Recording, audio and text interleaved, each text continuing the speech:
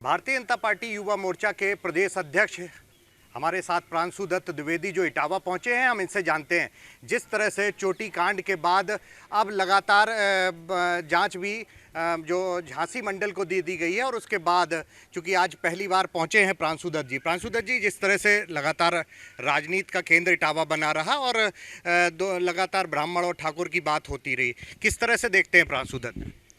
देखिए, ऐसा है कि मैं बाहर प्रवास पे था, चूँकि इटावा फर्रुखाबाद से एमएलसी हूँ और इस क्षेत्र के कार्यकर्ताओं का लगातार फ़ोन आ रहा था इस घटना को लेकर। मैं लगातार प्रशासन के संपर्क में भी था, कार्यकर्ताओं के भी संपर्क में था। इस बीच यहाँ आना हुआ, चूँकि लगातार कार्यकर्ता कह रहे थे कि अपनी बात वो किससे कहें, क्या है। और चूँकि उसी समाज से आता हूँ जिसमें इस विवाद में एक पक्ष ब्राह्मण समाज है। मैं ये ज़रूर कहना चाहूँगा कि मैं 2-3 दिन से पूर्व मुख्यमंत्री अखिलेश यादव जी के प्रेस कॉन्फ्रेंस उन्होंने क्या कहा वो भी देख रहा था और देखकर मुझे बड़ा निराशा हुई। जिस प्रकार एक पूर्व मुख्यमंत्री का दायित्व होता है, वो तो यहीं के रहने वाले हैं। हो सकता है कुछ लोगों ने वोट देते हों, ना देते हों। फर्रुखाबाद में हम भी रहते हैं तो तमाम लोग ऐसे हैं जो हमें वोट नहीं भी देते हैं, लेकिन हम लोग प्रयास ये करते हैं कि उसमें बीच का रास्ता है तो सामाजिक रूप से बीच का रास्ता हो जाए, नहीं तो कानून अपना काम करें। लेकिन मैंने देखा जिस प्रकार ना उन्होंने सामाजिक कोई प्रयास किया, ना उन्होंने कानून में विश्वास किया, और जो 2 लोगों की अपनी अपनी बातें थीं उसमें जांच पूरी हुए बगैर, सच्चाई पूरी आए बगैर कौन कितना दोषी है, उन्होंने जज की भांति जो है एक पक्ष को सही और एक पक्ष को पूरी तरह गलत कर दिया। राजनीतिक रोटियां अपनी सेकनी शुरू कर दी। उन्होंने कहा कि गांव के लोग अच्छी तरह जानते थे किस वर्ग बिरादरी के थे। मतलब एक प्रकार से उन्होंने कहा कि वो जो फर्जी आईडी या छिड़काने की बात, ये सारी बातें वो सारी गलत हैं और पूरा अत्याचार इनके साथ किया गया है। मेरा कहना है कि जिन लोगों ने उन कथावाचक के साथ गलत किया, कानून में जो भी धाराएं हों उनके ऊपर दंड दिया जाए, कोई ब्राह्मण समाज के व्यक्ति रोकने नहीं वाला। लेकिन जिस प्रकार इस प्रकार की घटनाओं में आग में घी डालकर अपनी राजनीतिक रोटियां सेकने का प्रयास अखिलेश यादव पूरे प्रदेश में लगातार कर रहे हैं, वो वास्तव में आश्चर्यचकित करने वाला है, अत्यंत घोर निंदनीय है। तमाम उदाहरण हैं।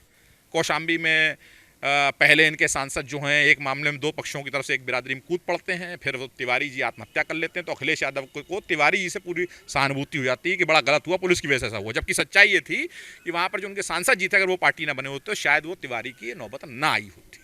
आगरा में उनके एक सांसद जी महाराणा प्रताप के ऊपर जो है अभद्र टिप्पणियां कर देते हैं। नहीं, लेकिन अखिलेश यादव ये कहते हैं कि भारतीय जनता पार्टी या सरकार इनकी दलितों की और लोगों की बैकवर्ड का भी सेफ्टी नहीं कर पा रही। जैसे करछना अभी कांड हो जाता है, उससे पहले आगरा वाला होता है, उसको किस तरह से करते हैं? चूंकि आज भी आप इटावा आना हुआ है आपका।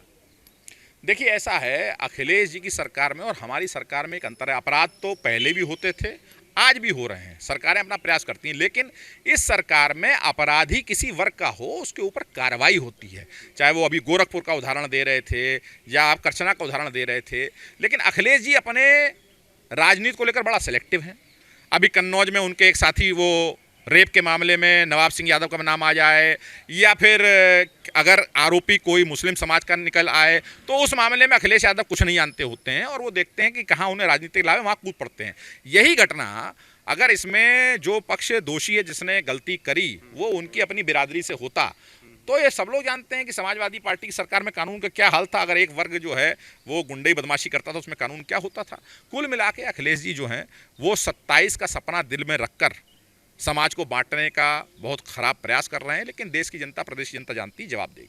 अखिलेश यादव का कहना है कि जिस तरह से पीडीए की तैयारी को देखकर कहीं ना कहीं भारतीय जनता पार्टी घबराई हुई है और हम लोग पीडीए की बात करते हैं, दलित, पिछड़ा, अल्पसंख्यक, वो बीच में अगड़े की भी बात करते हैं, कहते हैं कि हमारे यहाँ भी तो ब्राह्मणों को भी हमने स्थान दिया है।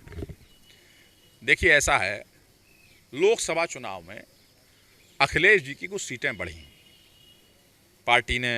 हमारी पार्टी ने आत्मचिंतन किया, लेकिन हमने देखा कि वो सीटें बढ़ने का बड़ा कारण ये पिछड़ों का और इनका, ये जो इन्होंने संविधान समाप्त कर देंगे, आरक्षण समाप्त कर देंगे, इसका जो दुष्प्रचार किया उसके कारण था।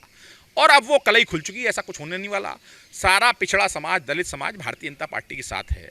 इसी इटावा और इस पूरे क्षेत्र में 17 से पहले इन वर्गों के साथ, मैं एक आपको कहानी सुनाना चाहता हूँ इसी बात में।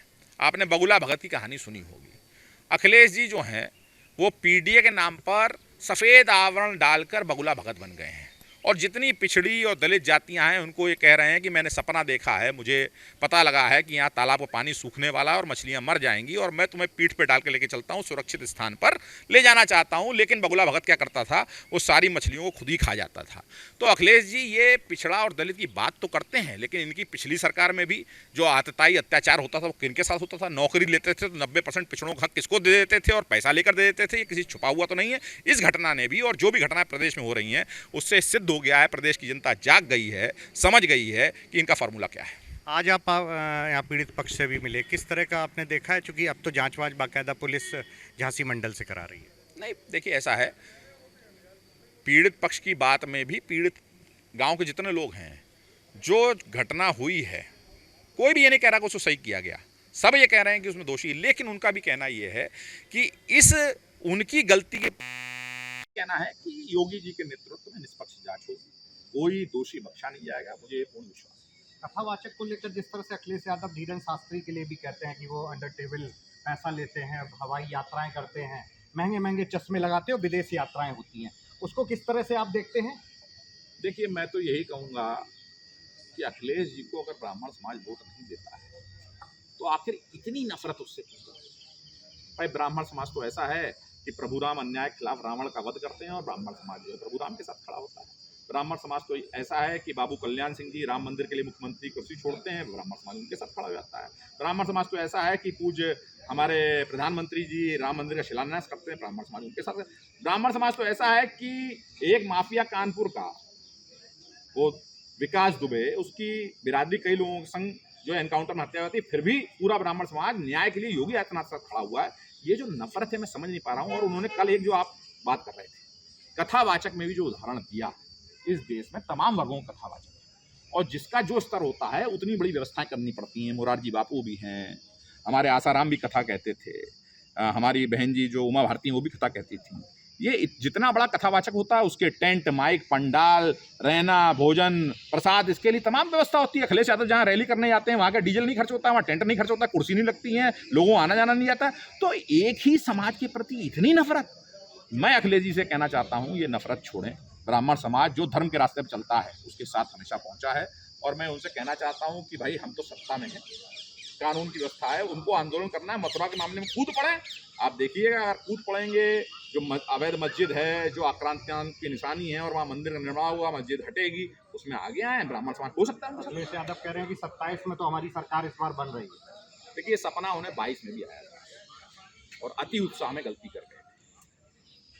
चुनाव के समय ही नाम नोट करने लगे थे, गांव गांव सूची बनवाने लगे थे, कहने लगे थे हमारी सरकार आ रही है, हम हिसाब किताब चुकता करें। वही व्याकुलता, वही जल्दबाजी, वही अति उत्साह उनके अंदर फिर आने लगा है। और चिंता ना करें, ऐसा जो कर रहे हैं करते रहें। प्रदेश देश की जनता ये बांटने वाली विभाजनकारी राजनीति को समझती है और देश में मोदी जी और प्रदेश में योगी जी के साथ हैं। तो ये आपने देखा, ये प्रांशु दत्त द्विवेदी हैं जिनका कहना है कि जिस तरह से 2027 के चुनाव की बात है, समाजवादी पार्टी जिस तरह अपना ताल ठोके हुए है, लेकिन सभी का साथ लेकर ही चुनाव लड़ा जा सकता है और जब तक सबका साथ नहीं होता तब तक सबका विकास नहीं होता।